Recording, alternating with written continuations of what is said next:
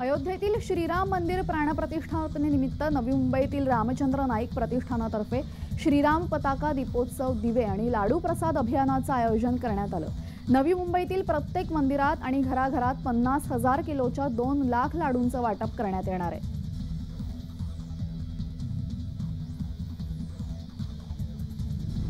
22 जानेवारी रोजी प्रभू रामाची प्राणप्रतिष्ठा आणि त्या सोहळ्यानिमित्त अयोध्येमध्ये ठिकठिकाणी पोलीस बंदोबस्त तैनात करण्यात आलेला आहे। उत्तर प्रदेशचा एटीएस विभागाचे जवान जागोजागी गस्त घालताना दिसतात। कोणताही अनुचित प्रकार घडू नये यासाठी यूपी पोलीस सज्ज झाली आहे।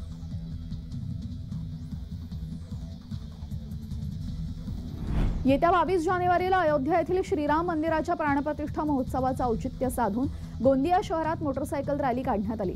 यावेळी सायकल रॅलीमध्ये सहभागी झालेल्या लोकांनी रॅलीमध्ये श्रीरामांचे झेंडे लावत तर डीजेच्या तालावर जय श्रीरामच्या घोषणांनी संपूर्ण गोंदिया दुमदुमून गेलं।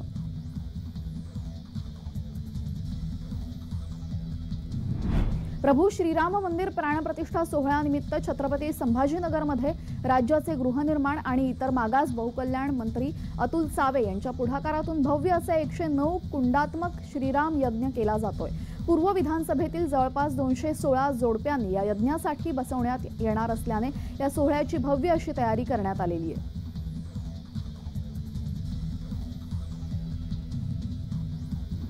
महाराष्ट्रातील करोडो वारकरी भक्तांमध्ये आराध्य दैवत असणाऱ्या पंढरीच्या विठ्ठल मंदिराची शनिवारी रात्री स्वच्छता करण्यात आली। अयोध्या येथील राम मंदिराच्या प्राणप्रतिष्ठा सोहळ्यानिमित्त पंतप्रधान मोदी यांच्या आवाहनानुसार पंढरपुरामध्ये आमदार समाधान अवताडे यांनी ही स्वच्छता मोहीम हाती घेतली आहे।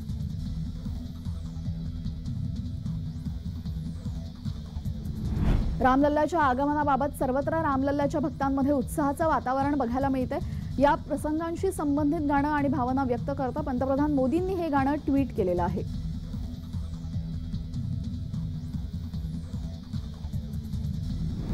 राम मंदिर संकुलामध्ये पंतप्रधान मोदी प्रभू रामलल्ला अभिषेक करण्यापूर्वी जटायूच्या प्रतिमेची पायाभरणी करणार आहेत। त्याचबरोबर राम मंदिर आंदोलनामध्ये हुतात्मा झालेल्या कारसेवकांच्या स्मरणार्थ बसवण्यात आलेल्या जटायूच्या पुतळ्यावर हुतात्मा कारसेवकांना श्रद्धांजली वाहण्यात येणार आहे।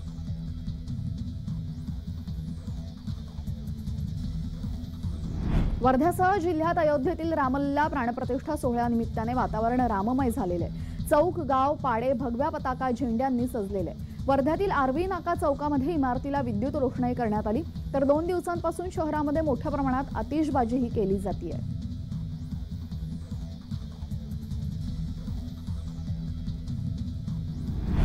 अयोध्येतील ऐतिहासिक सोहळ्यानिमित्त सर्वत्र विविध कार्यक्रम उत्साहात साजरे होत आहेत। येवल्यातील कलाकार संतोष राऊळ यांनी रामफळा अयोध्या येथील राम मंदिर लक्ष्मण, श्रीराम, सीता, हनुमान यांच्या प्रतिकृती अप्रतिमरित्या साकारलेल्या आहेत। श्रीराम, सीता, लक्ष्मण हे राम मंदिरात जात असतानाचे चित्र त्यांनी रामफळावर चित्रित केलेले आहे।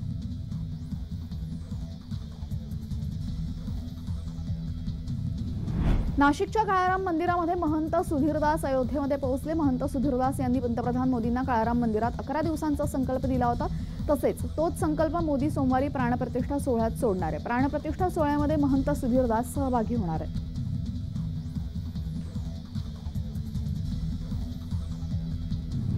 खासदार डॉक्टर श्रीकांत एकनाथ शिंदे यांच्या मार्गदर्शनाखाली अयोध्येतील भव्य दिव्य मंदिरामध्ये प्रभू रामांच्या सुरेख मूर्तीची प्राणप्रतिष्ठा सोहळ्यानिमित्त भव्य बाईक रॅली युवा सेना डोंबिवली शहर आणि कल्याण ग्रामीण तर्फे आयोजित करण्यात आली। यावेळेस युवकांचा मोठ्या प्रमाणात सहभाग दिसत होता।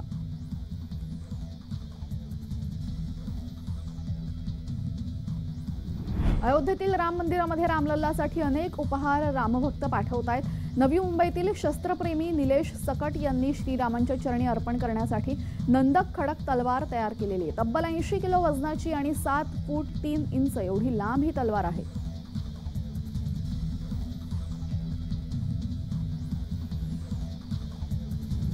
जळगावातील कोल्हेवाडा मित्रमंडळातर्फे विविध सामाजिक संदेश देणाऱ्या रांगोळ्या रेखाटण्यात आलेल्या आहे। अयोध्या इथं 22 जानेवारी रोजी श्रीराम मंदिराची प्राणप्रतिष्ठा होणार आहे। याच उद्देशाने या परिसरामध्ये विविध आकर्षक रांगोळ्या काढण्यात आलेल्या आहेत।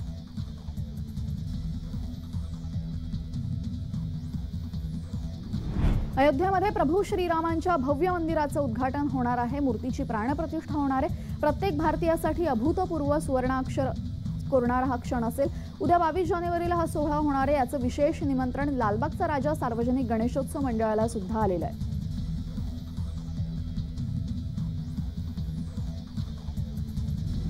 अयोध्येतील प्रभू श्रीरामचंद्रांच्या मूर्ती प्राणप्रतिष्ठा सोहळ्यानिमित्त सकल हिंदू समाजातर्फे दसरा चौकामध्ये उभारण्यात आलेल्या श्रीरामांच्या 108 फुटी कटआउटचं शनिवारी मान्यवरांच्या हस्ते उद्घाटन करण्यात आलं।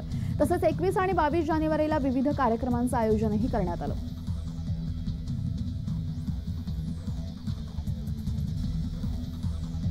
देशामध्ये राम मंदिराच्या उद्घाटनाची उत्सुकता शिगेला पोहोचली। अयोध्येतील मंदिर उद्घाटनाच्या पार्श्वभूमीवर गावागावात धार्मिक कार्यक्रमांचं आयोजन करण्यात आलेलं आहे। राममूर्तीची पहिली भव्य शोभायात्रा पुणे जिल्ह्यातील बारामतीतील झारगवाडी इथं पार पडलेली आहे।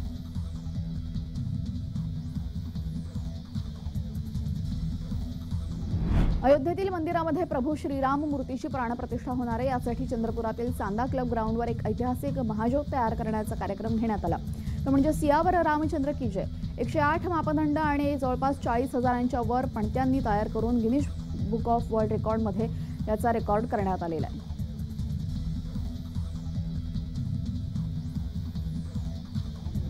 रामप्राण प्रतिष्ठेचा भव्य सोहळा अगदी नजीक आलेला आहे आणि याची संपूर्ण भारतभर प्रतीक्षा आणि उत्सुकता आहे। त्यासाठी मंदिरं सजली आहेत। मंदिरांमध्ये सुंदर अशी फुलांची सजावट केलेली बघायला मिळते।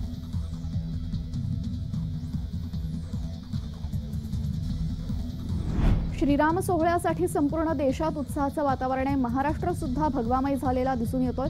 मुंबई, महाराष्ट्र आणि सोबतच संपूर्ण देशामध्ये प्रसिद्ध असणारा वांद्रे वरळी सी लिंक आकर्षक विद्युत रोषणाईने नटवलेला आहे। मुंबईकरांनी इथं पाहायला मोठ्या प्रमाणात गर्दी केलेली आहे।